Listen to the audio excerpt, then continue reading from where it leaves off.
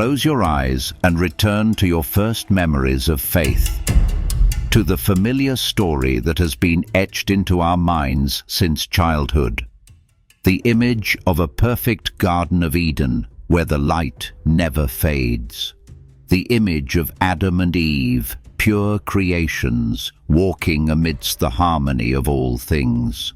And then, the image of a serpent, a cunning creature lurking in the bushes, with whispers as sweet as honey, yet filled with the venom of rebellion.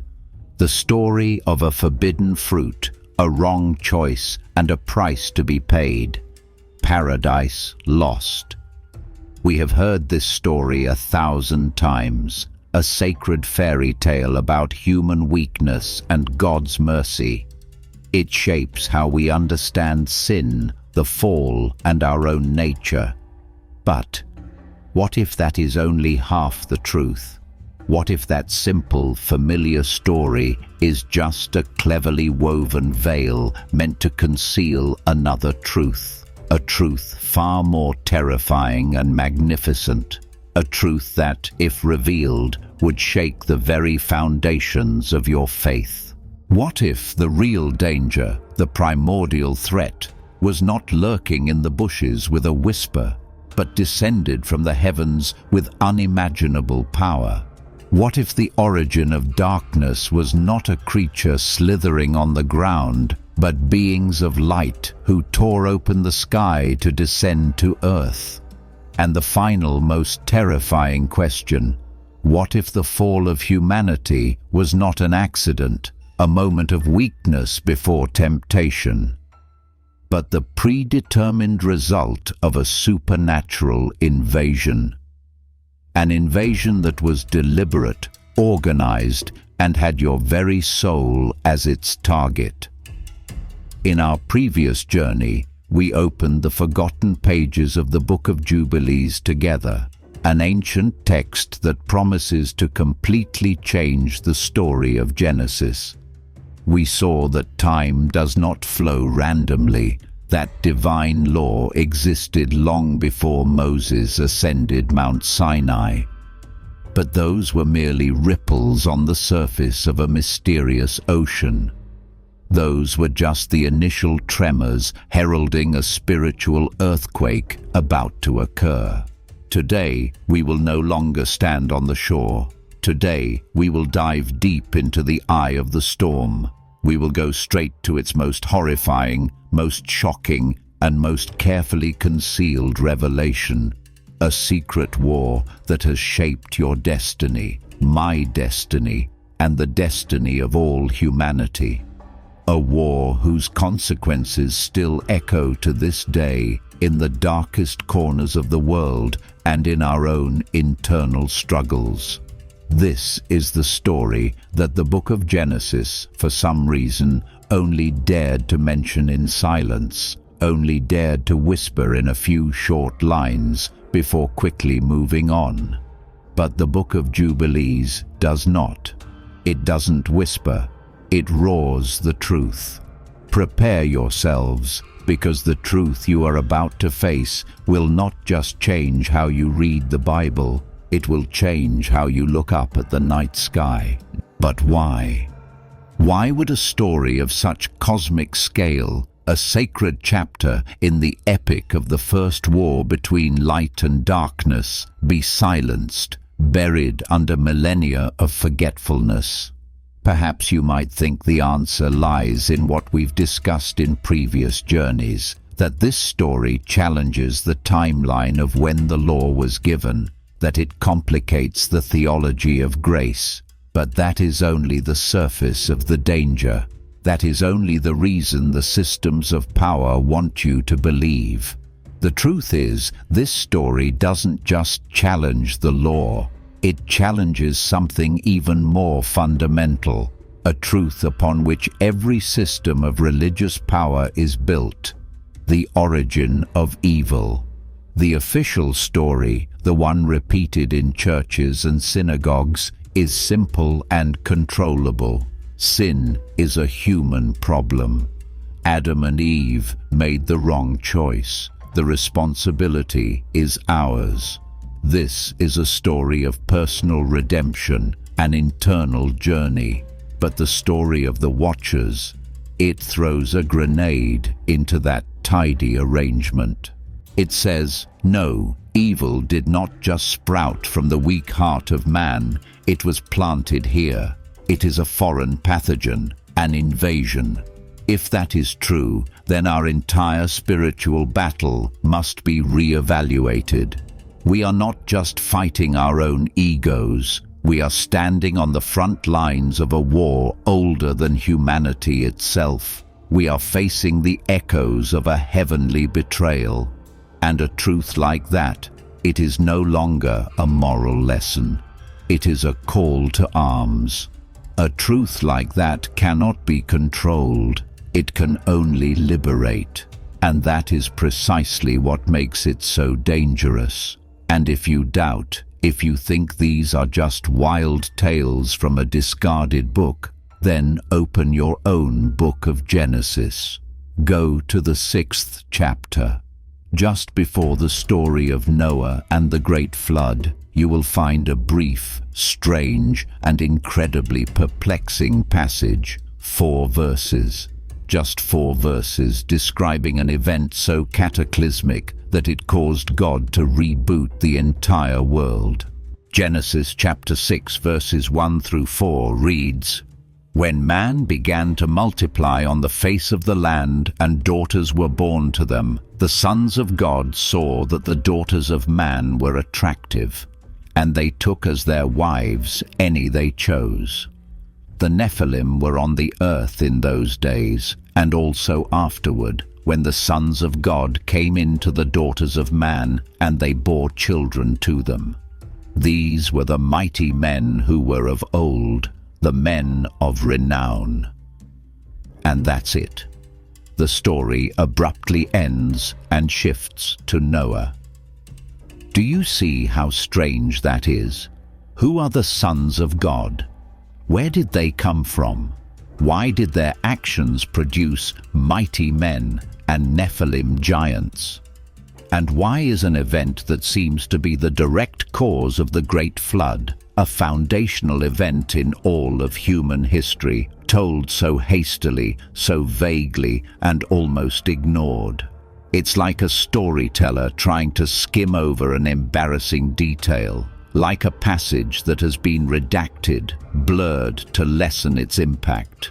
The Book of Genesis seems to only dare whisper this truth, but the Book of Jubilees does not. It doesn't whisper, it roars the truth. It doesn't skim over it. It points directly to every detail, names every leader, and describes every act of rebellion. It fills the terrifying silence that Genesis left behind. And the truth that the Book of Jubilees roars is overwhelming.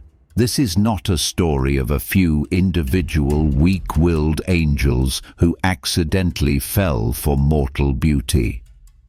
No. Erase that image from your mind.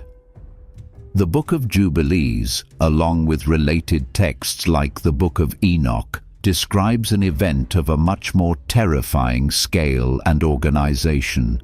It describes a planned rebellion, a carefully calculated conspiracy, an army. Yes, an army of 200 beings known as the Watchers, the supervising angels who acted in unison. They did not act spontaneously. They acted under the command of leaders, names like Semjaza, Azazel, and 18 others who are clearly listed.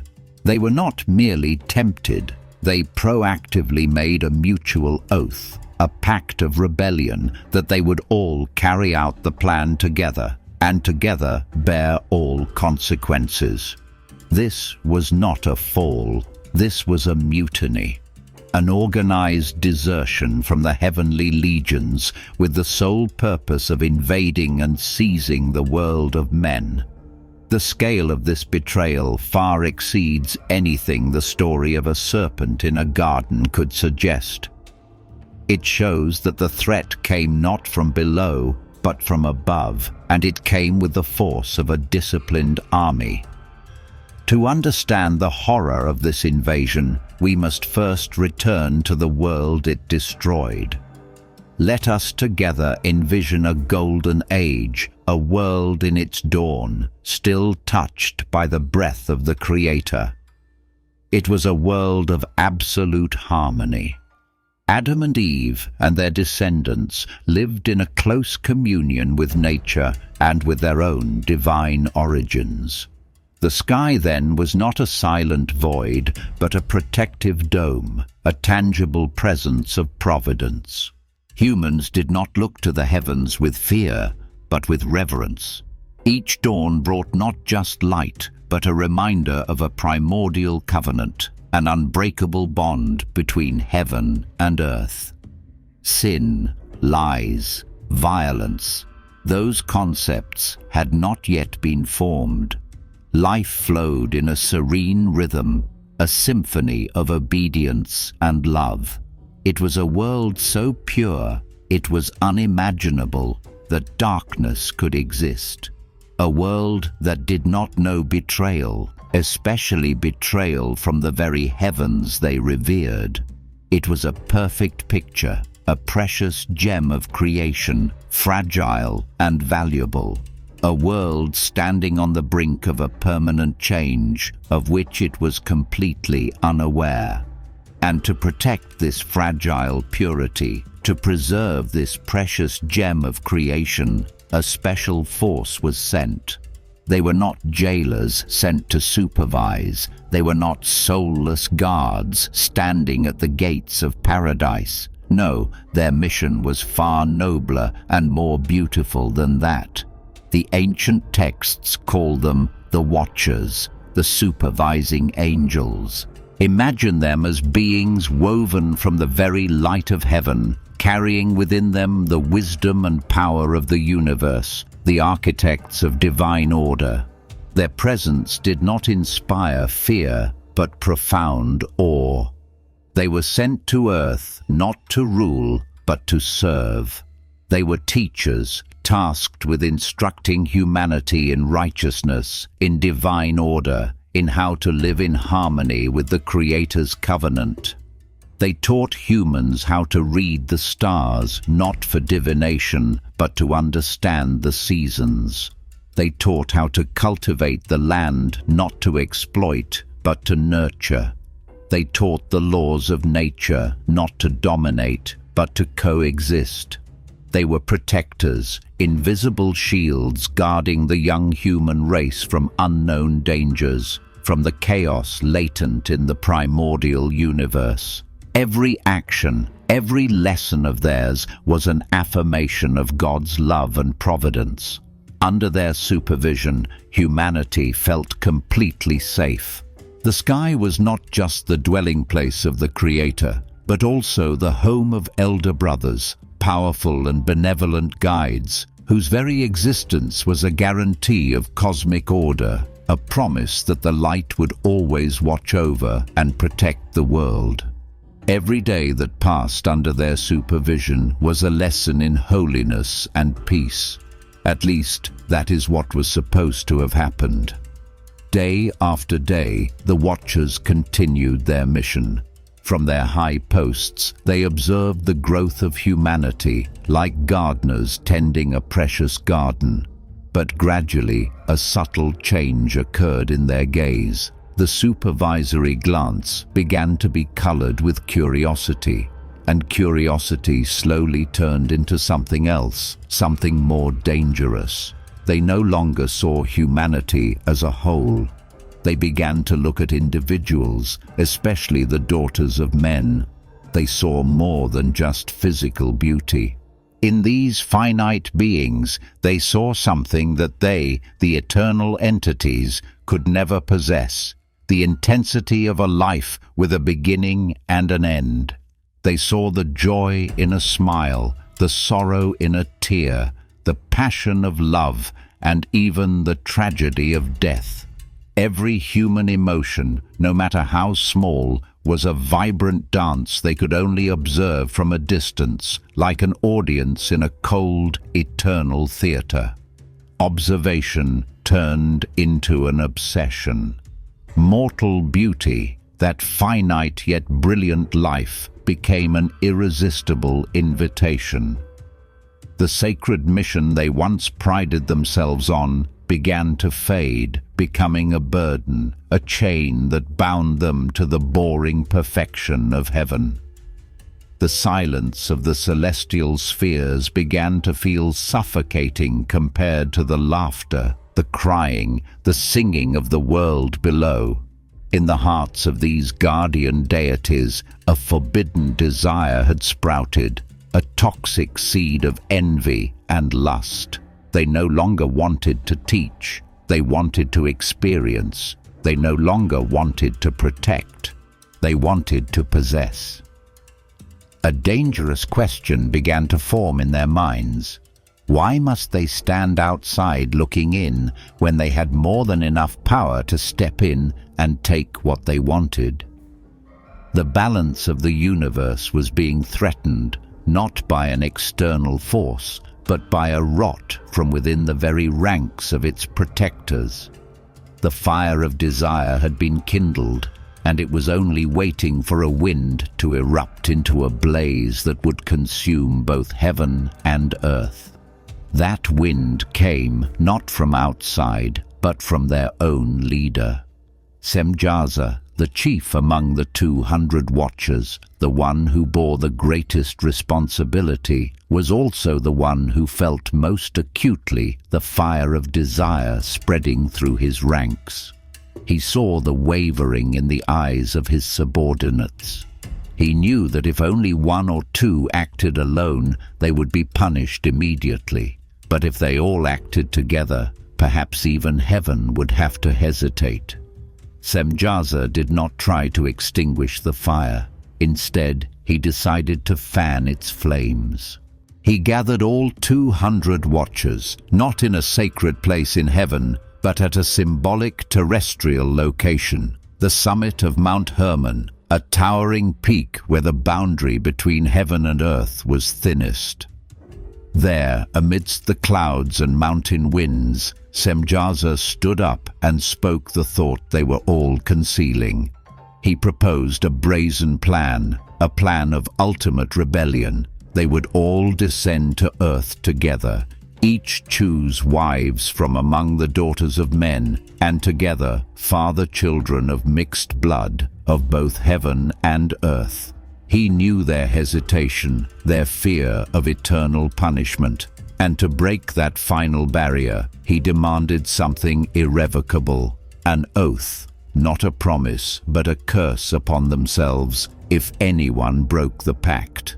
The Book of Enoch describes this moment chillingly, and they all swore together and bound themselves by mutual imprecations upon it.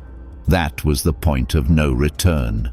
One by one, they stepped forward, laid down their angelic honor, and together made a pact of darkness. They agreed not only on the action, but also on sharing all consequences, directly challenging the judgment of the Most High. From that moment, they were no longer guardians. They had become a conspiratorial army, a secret society of traitors. The air on Mount Hermon grew thick with tension. The silence of the universe seemed to hold its breath, waiting for the first step of the mutiny about to begin. We need to pause here for a moment to understand the true nature of the sin they were about to commit. If we only see it as an act of carnal lust, we miss its entire tragedy. The sin of the Watchers did not merely lie in their desire for women. Their deepest sin, the mortal wound they inflicted upon the universe, was the betrayal of their mission. Think about this. They were beings created with a clear purpose, a sacred role in the grand symphony of creation. They were the keepers of order. They were the bearers of light. They were the living boundary between the holiness of heaven and the fragility of the mortal world. Their role was not a job, it was their very being, and they willingly abandoned it. They were entrusted with the responsibility of preserving humanity's innocence, but they chose to be the first to defile it. They were given the power to protect, but they used that very power to possess. When a sentinel abandons his post, the fortress is left vulnerable. When the watchers abandoned their role, they didn't just create a vulnerability, they created a cosmic void, a hole in the very fabric of reality. And into that void, into the hole created by their own betrayal, darkness would pour in. Chaos would replace order. Evil would have its chance to be sown. This was no longer a personal mistake. This was a systematic act of sabotage against the Creator's plan. They had fractured the very foundation of the universe. And through that crack, all that was most horrific was about to flood into our world. And then they did it. The moment the universe had held its breath for had arrived. The oath on Mount Hermon was no longer a secret intention. It became action. One by one, then group by group, 200 beings of light turned their backs on heaven. Imagine the scene, not fallen angels cast down in shame, but a deliberate and powerful descent. They did not fall. They flew down. They were not exiled. They left voluntarily. Blazing streaks of light tore through the night sky, not as meteors bringing good omens, but as spears of light hurtling towards the earth with a single objective. To the humans below, it was perhaps a magnificent, awe-inspiring sight, a visitation from the gods. But in reality, it was an invasion. The sky, once a symbol of protection and sanctity, had now become the source of violation. The gates of heaven were no longer a place from which grace was dispensed, but a place through which a rebel army had marched. The sacred boundary, invisible yet absolute, between the heavenly and earthly realms was erased, not by the hand of man, but by the very ones entrusted to protect that boundary. From the moment those beings set foot on the ground, the order of the world was changed forever. The history of humanity was bent in a different direction, a darker, more complex, and bloodier one. The secret war had officially begun, and Earth was the battlefield. Now, they were no longer the Watchers. They had become the fallen ones, beings who had stripped themselves of their sacred halos. They shed the guise of teachers and guides to reveal their true nature as creatures of lust. They walked among humans no longer with the transcendent distance of celestial beings, but with the intimate craving of mortals. They took for themselves the most beautiful daughters of men as wives, not through love built over time, but through their immediate enchantment and superior power. The primordial covenant, the promise of harmony between heaven and earth, was broken. And the most terrifying point is this: it was broken not by humanity, but by heaven itself.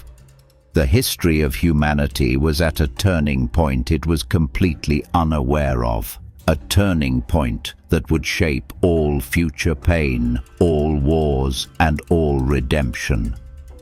Innocent humans were still busy admiring the beauty and power of the visitors from the stars, not realizing they were flinging open their doors, welcoming the wolves into their own sheepfold. All order was about to be overturned. Innocence was about to be defiled in a way that could never be cleansed. So, the question for us now is, what happens when the most powerful guardians, those who know your weaknesses best, those entrusted to shelter you, become the most terrifying predators? What happens when angelic wisdom is used for demonic purposes? Are you truly ready to witness the chaos they unleashed? Because what happens next is not just a story, it is a nightmare made real, a nightmare whose echoes still haunt our world to this day. And that nightmare began with a birth. The first tangible consequence, the most vivid and terrifying evidence of the invasion, appeared on the earth. From the unnatural union, the forbidden mingling of divine essence and mortal flesh, a new lineage was born, a lineage that belonged neither to heaven nor entirely to earth. The Book of Jubilees and the Book of Enoch call them by a name that spreads terror, the Nephilim. The word is often translated as giants, but its meaning is far deeper. It means the fallen ones, or those who cause others to fall. They were the embodiment of betrayal. Imagine these creatures. They were not merely humans of great size. They were a monstrous mix of two worlds. They carried within them the near-divine strength of their angelic fathers, extraordinary physique, incredible endurance, and a lifespan far beyond that of humans.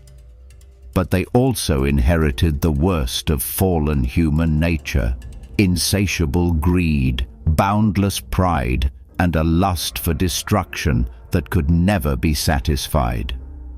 They were children born of lust, not love.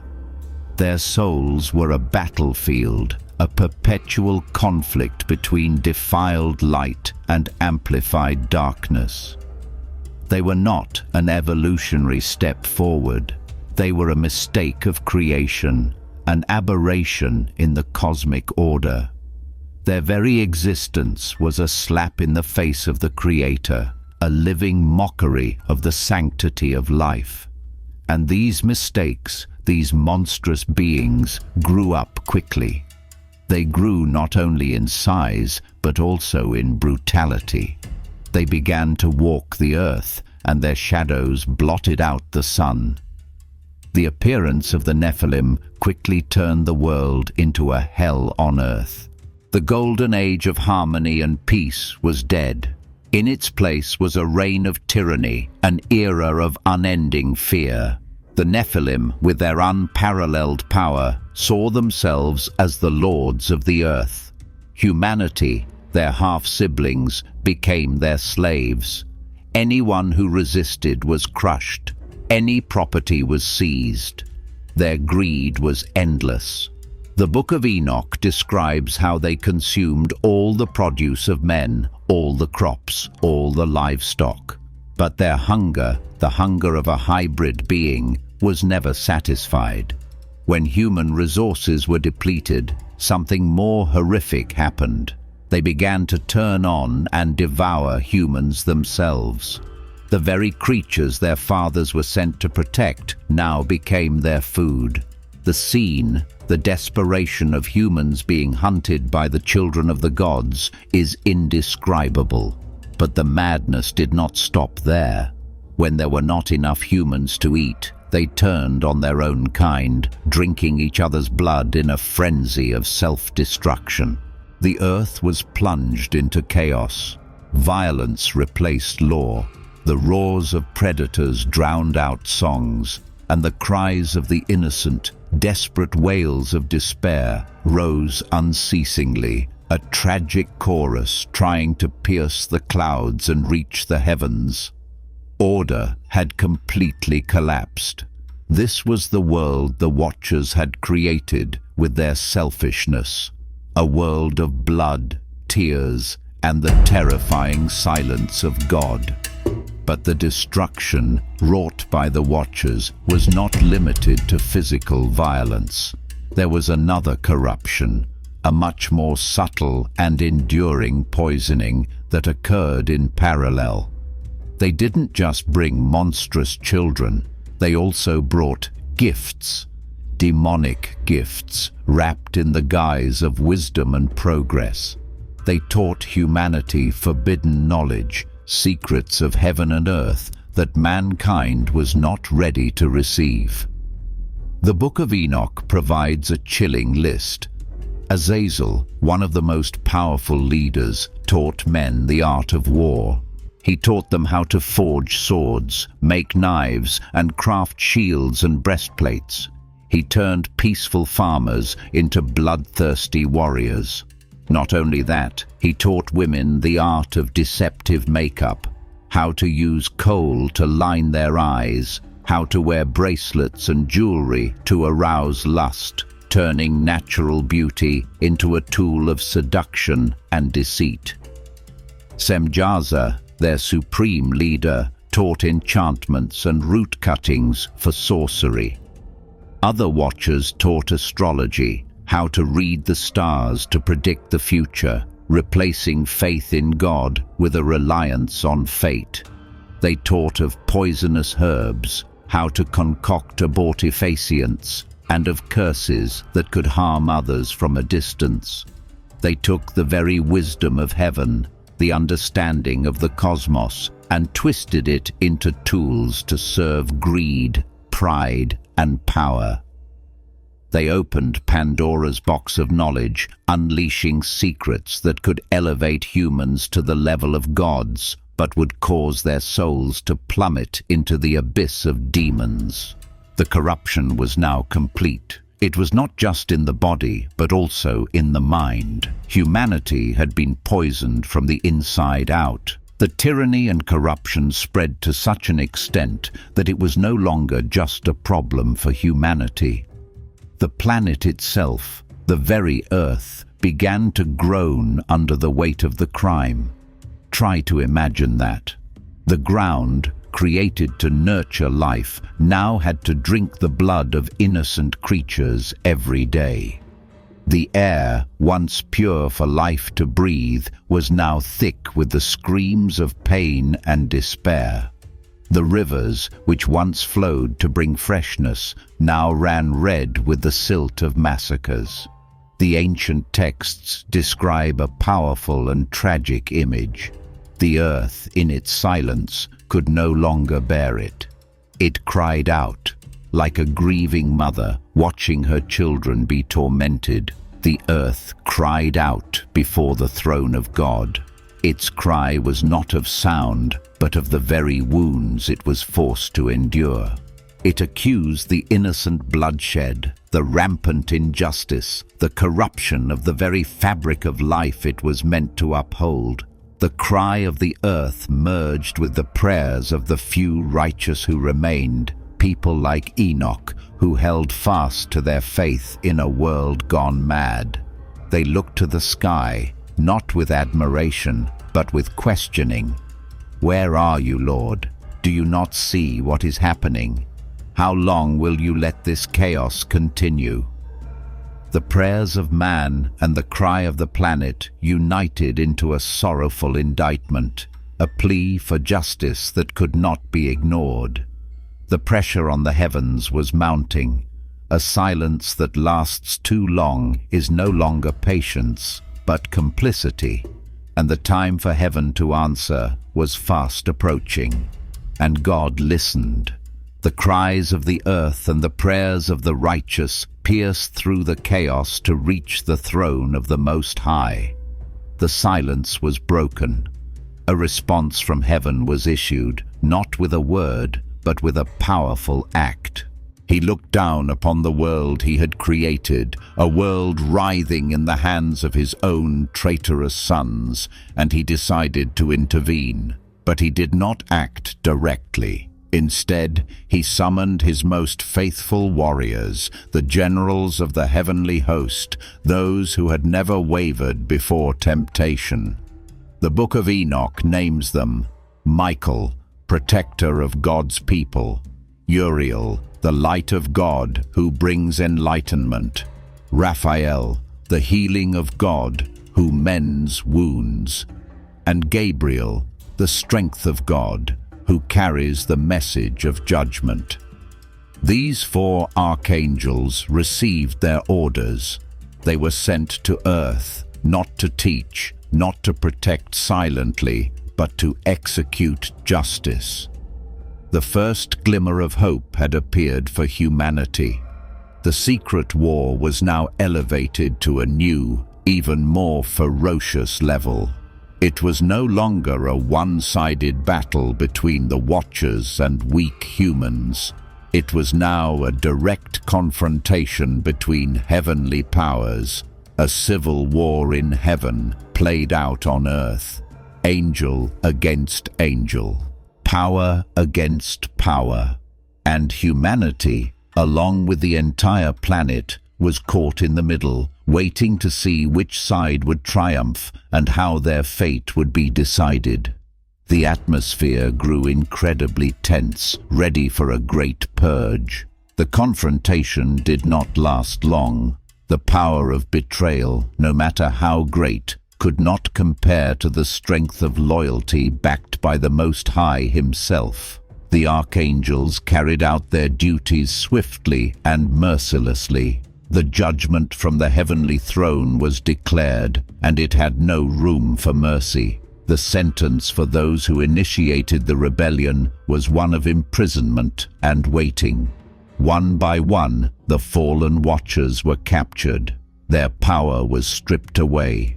Their pride was crushed under the heels of their faithful brethren. They were not destroyed immediately. That would have been too easy a release. Instead, a more subtle and painful punishment was reserved for them. Raphael was commanded to bind Azazel, the one who taught war and deception, hand and foot, and cast him into a dark desert, piling sharp rocks upon him and leaving him there in eternal darkness. Michael was commanded to bind Semjaza and his accomplices, forcing them to witness the destruction of their own children, and then to imprison them beneath the hills of the earth. They were bound in everlasting chains, in the deepest, darkest abysses of the earth. There they would remain, in solitude and torment, not for a few years, but for 70 generations, until the great day of judgment, when they would be brought forth and cast into the lake of fire. The light they once possessed, the glory they once wore, was all stripped away. They had longed for the experiences of the mortal world, and now they were eternally imprisoned within the very earth they had defiled.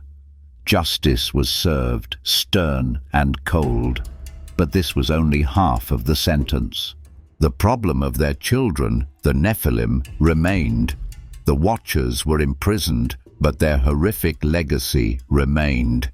The Nephilim, the tyrannical giants, still roamed the earth. The forbidden knowledge still poisoned the minds of men. The corruption had seeped deep into the genetic and spiritual fabric of the world.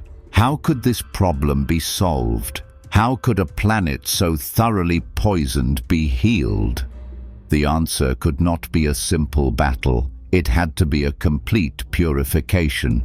And this is where we must look at the Great Flood with entirely new eyes. The Book of Jubilees and the Book of Enoch show us that the Great Flood was not an act of punishment in God's rage against humanity. Humans, though fallen, were largely victims in this story. No, the Great Flood was a cosmic surgery, a divine medical procedure, painful but necessary. Imagine the earth as a living body, and the Nephilim lineage and the corruption they brought as a malignant tumor, a metastasizing disease threatening to kill the entire body. You cannot simply cut out a small part of the tumor. You must remove it completely, along with all the surrounding tissue that has been contaminated, to save the rest of the body. The water, in this case, was the scalpel. A global flood sent not to drown, but to cleanse. A purification by water to completely remove the genetic and spiritual tumor the Watchers had created. It was an act of salvation, but a tragic one. Millions of lives, both human and animal, both sinful and innocent, had to be sacrificed to save life in general. It was an extreme medicine, a treatment of ultimate pain, but it was the only option to give the earth a chance to be reborn, to allow the covenant to be re-established on a clean foundation. The waters receded, the earth was cleansed, the watchers were imprisoned. The Nephilim were destroyed. The covenant was re-established with Noah and his family. The story seemed to have an ending, albeit a tragic one. But no. There was one final detail, a terrifying consequence that the great flood could not wash away. And this detail, revealed clearly in the Book of Enoch, will completely change how we understand the supernatural world and the spiritual warfare we face every day. The question is, what happened to the souls of the Nephilim after their physical bodies were destroyed in the flood? They were the children of angels. Their souls could not be destroyed like those of humans. But they could not return to heaven either, for they were the products of rebellion. So where did they go? The Book of Enoch provides a chilling answer. When the Nephilim died, their spirits escaped their bodies and became trapped on the earth. They became disowned spirits, belonging neither to heaven nor to earth. These wandering spirits, carrying the rage of a hybrid being and the craving of a lost life, became evil spirits. Demons. They are the very source of the demonic forces we hear about. Their sole purpose for existing is to continue the work their fathers began, to tempt, to deceive, to cause sickness, war, and to destroy humanity. This is the shocking aha moment. The origin of demons is not some single fallen angel in a distant past. They are an army, the echo, the immortal shadow of the giants who once trampled the earth. And they are still here, right among us, invisible but present, continuing the secret war to this very day. And that is how the Book of Jubilees, along with pieces from the Book of Enoch, unleashes a secret war that completely changes the story of Genesis. Now, the picture becomes clearer, though also much more complex and terrifying. We see that original sin did not simply originate from a forbidden fruit, a moment of weakness from two people in a garden. It originated from a systematic betrayal in heaven, a mutiny by the very beings entrusted to protect. We realize that the origin of tangible evil in the world was not a cunning serpent, but an army of hybrid beings, giants who possessed divine strength and insatiable greed.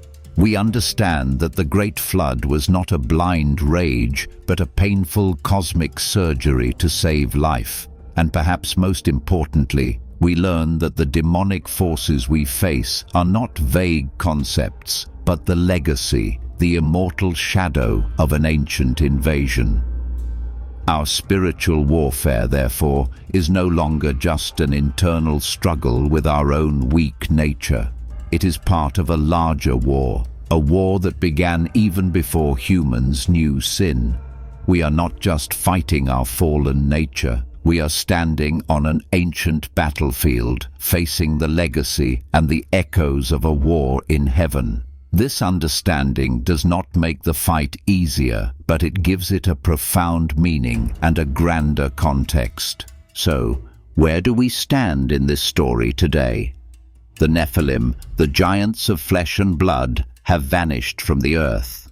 The watchers, the traitors, are imprisoned deep within the earth, awaiting the final judgment.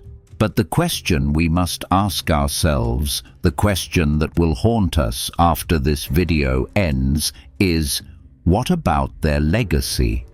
The physical violence has been washed away, but what about the corruption of knowledge? The forbidden knowledge they taught humanity, the secrets of magic, astrology, the art of weapon making and deception.